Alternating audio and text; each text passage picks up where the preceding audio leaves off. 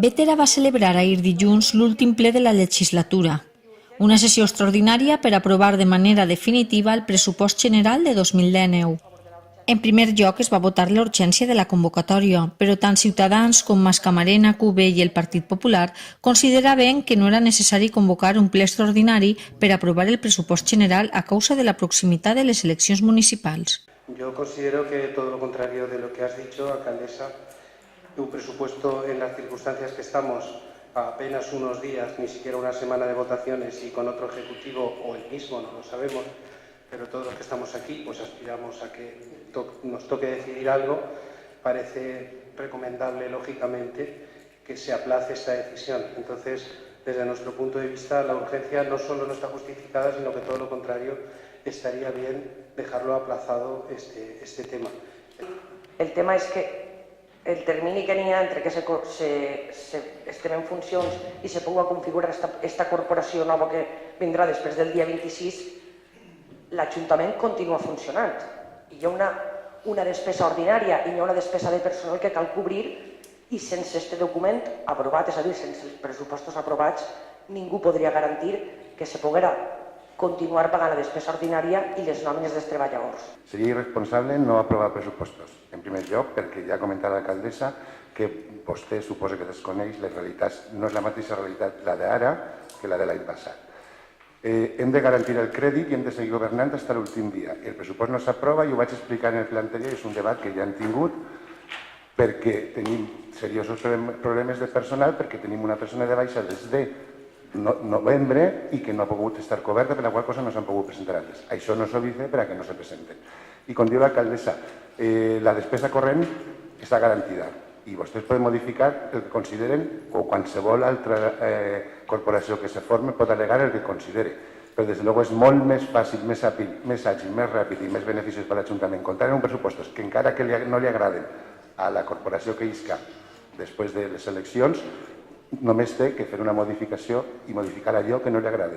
Per la qual cosa, per a mi és irresponsable i, insistir, és una opinió tan vàlida com la seva, però irresponsable. No puc donar-li una altra opinió. Jo, més que una opinió, vaig a traslladar-li la realitat. Pense que igual d'irresponsable és no aprovar els pressupostos ara com presentar-los en agost de l'any passat i l'altre i l'altre i l'altre. Vull dir que tot el que ha dit l'alcaldessa molt bé, però no és del tot cert. La realitat és que hi ha uns pressupostos prorrogats, com estos 3 anys anteriors, que s'han presentat tots els pressupostos tard, que a l'equip de govern mai li ha importat el més mínim que se presentaven en agost i que ara pareix que venen les presses perquè s'acaba la legislatura. Doncs bé, més que una opinió és una realitat. Pense que si s'han pogut prorrogar els altres pressupostos aquests 3 anys, la realitat és de veres que és distinta d'un any a un altre, però també ho era des del 2015 a 2014, del 2016 al 2017 i al 2018. I a aquest equip de govern no li importa ni el més mínim aprovar-los el 12 d'agost a les 2 de la vesprada. Per tant, bé, crec que Salvador té alguna de raó i en aquest aspecte el Partit Popular també creu que la urgència no és tal, res més.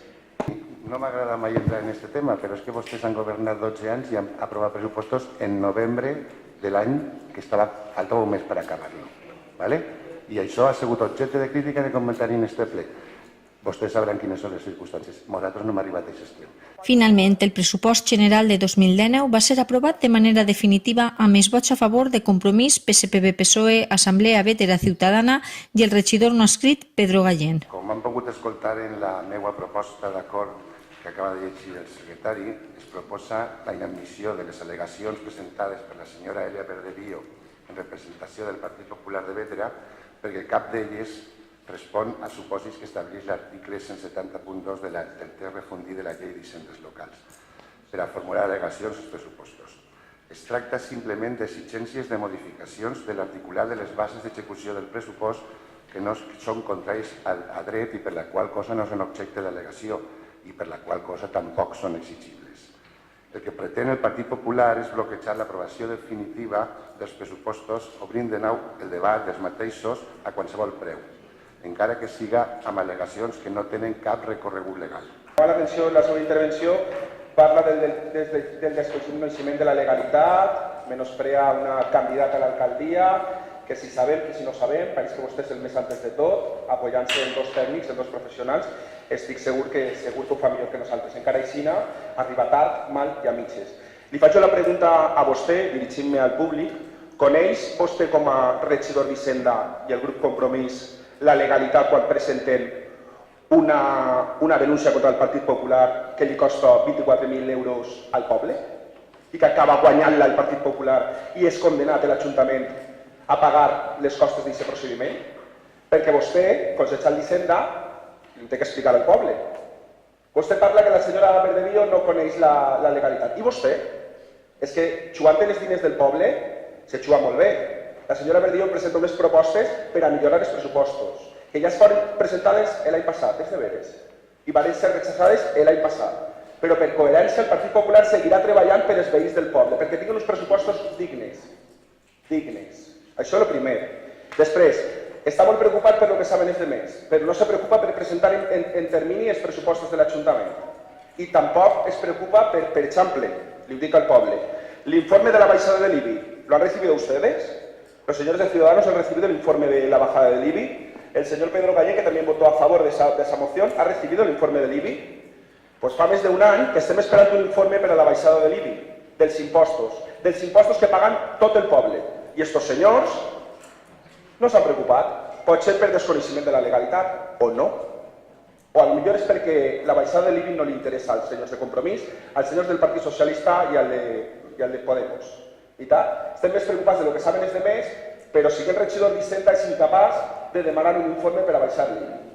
Doncs bé, per coherència, per uns pressupostos que se presenten tard, a mitges i mal, a menys de 6 dies de les eleccions, recordar, a menys de 6 dies de les eleccions, el Partit Popular votarà en contra. Moltes gràcies per la seva classe de legalitat. Respecte dels 24.000 euros que diu vostè, no és cert que siguin 24.000 euros, però és que la sentència no la guanya vostè ni el que la interposa, i si no és perquè vostè no se l'ha llegida. La sentència el que diu és que podia ser objecte d'una demanda penal, o no sé com ho diu exactament, però que la via interposada no era la legal, no era la que corresponia. Això, en tot cas, seria un tema d'un mal assessorament jurídic o un assessorament incorrecte o imperfecte.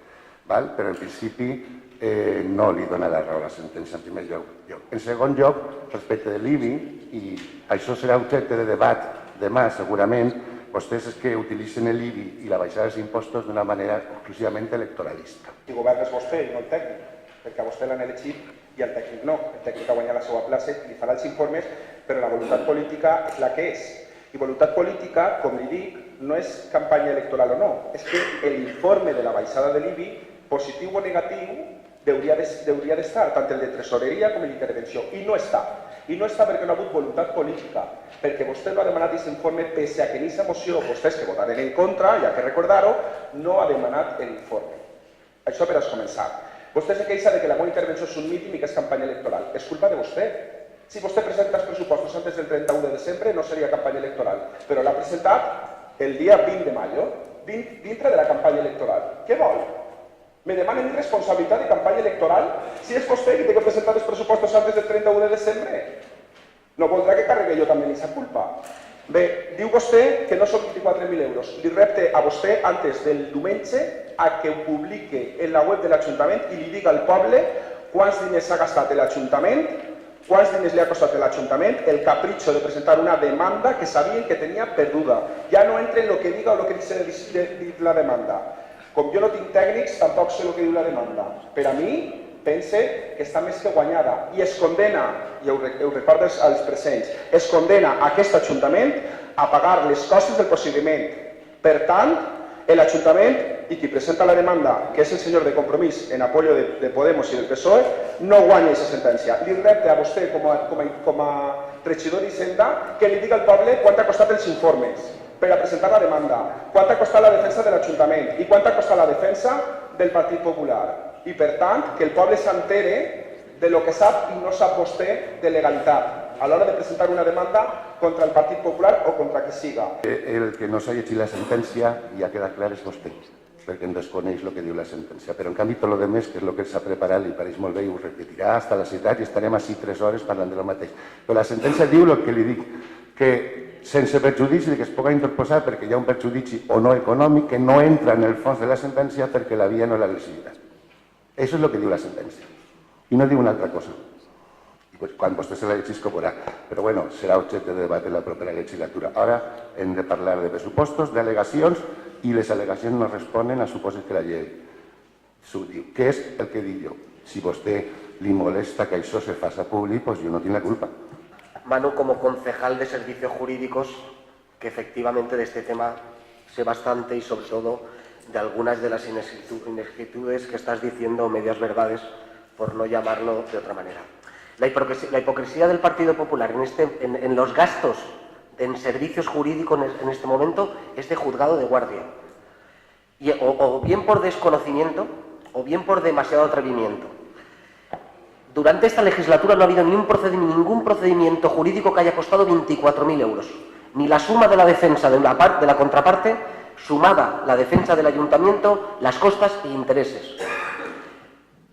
Y decía hipocresía porque el Partido Popular, durante los 8 últimos años de gobierno, estuvieron 12, se gastaron 1.200.000 euros en servicios jurídicos en Garrigues, a 18.000 euros el procedimiento.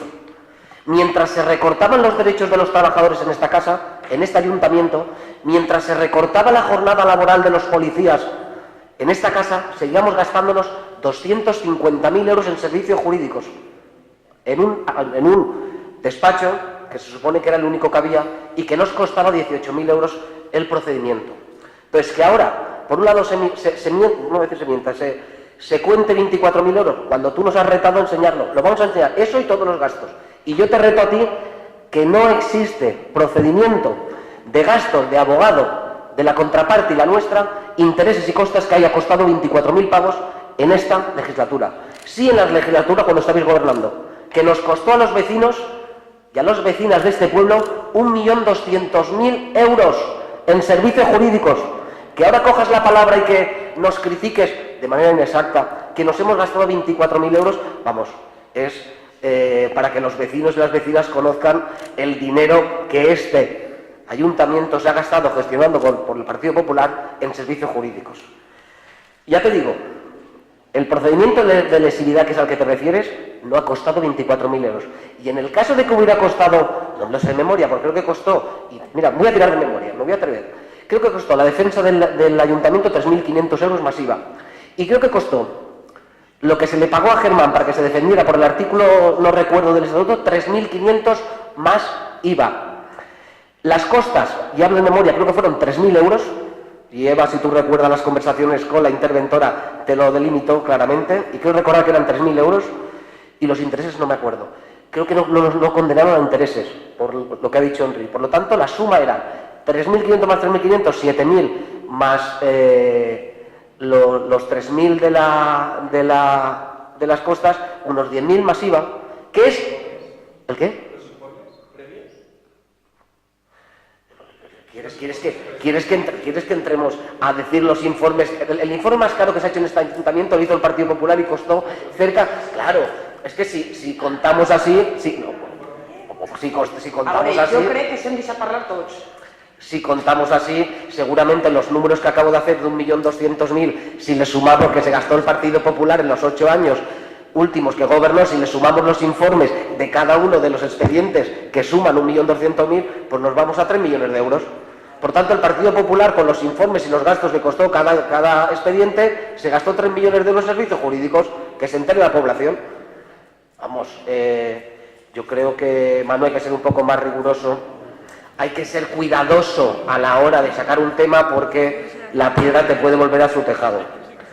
Y no quiero entrar en polémicas, pero sí matizar respecto de la gestión que se ha hecho en los servicios jurídicos desde esta concejalía, y soy yo el responsable, en estos 4 años, reduciendo todo lo que hemos podido y sin perder calidad en el servicio, porque se han ganado la mayoría de los procedimientos que hemos llevado. Publíquelo con informes, todo lo que ha costado, todo, publíquelo, ya que no lo sabemos de memoria, publíquelo. Habla usted de pasado de pasado y pasado, que justifican que ustedes tampoco lo hacen, pero bueno, yo le diré que servicios jurídicos efectivamente nos gastamos mucho dinero, pero ni la mitad de lo que se han gastado ustedes en estudios y trabajos. Pero bueno. No estaba hablando de pasado, vecinos y vecinas, no estaba hablando de pasado, estoy hablando de presente, de la buena gestión que se está haciendo por parte de este equipo de gobierno y concretamente en servicios jurídicos, que afortunadamente hemos pasado de gastarnos casi 300.000 euros al año a no llegar a 55.000. Y estaba hablando de presente, de a día de hoy. No estamos hablando de pasado. Lo que ocurre es que para comparar la buena gestión, efectivamente, tenemos que compararla con la mala gestión que se ha hecho durante mucho tiempo.